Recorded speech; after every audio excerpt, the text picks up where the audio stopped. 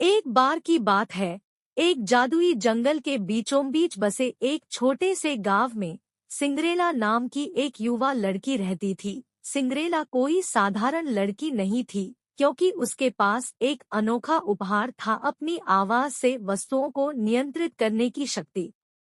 उसकी आवाज मखमली, कोमल लेकिन प्रभावशाली थी। सिंड्रेला को अपनी शक्ति का पता तब चला जब वह एक छोटी बच्ची थी। उसने लोरी गाते समय गलती से अपने भरवा भालू को ऊपर उठा दिया था। जैसे जैसे वह बड़ी होती गई, सिंड्रेला की क्षमताएं बढ़ती गईं और उसने सभी आकृतियों और आकारों की वस्तुओं को नियंत्रित करना और उनमें हेरफेर करना सीख लिया।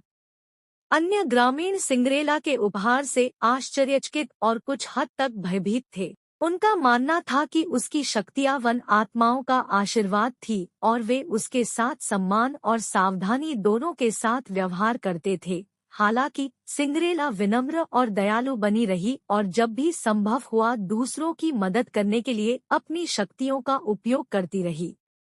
एक दिन सिंड्रेला को मदद के लिए एक तत्काल अनुरोध प्राप्त हुआ।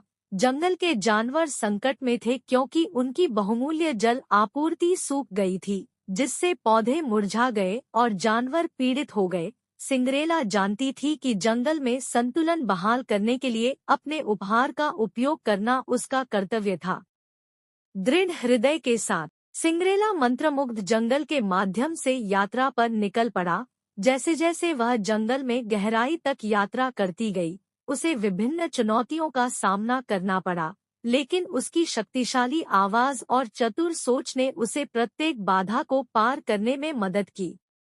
अंततः दूर दूर तक खोज करने के बाद सिंड्रेला को समस्या का स्रोत पता चला। एक दुष्ट जादूगरनी जिसने जंगल के जल स्रोत पर जादू कर दिया था। सिंड्रेला ने तत्वों को आदेश देने और अभिशाप को पूर्ववत करने के लिए अपनी आवाज का उपयोग करते हुए जादूगरनी का सामना किया।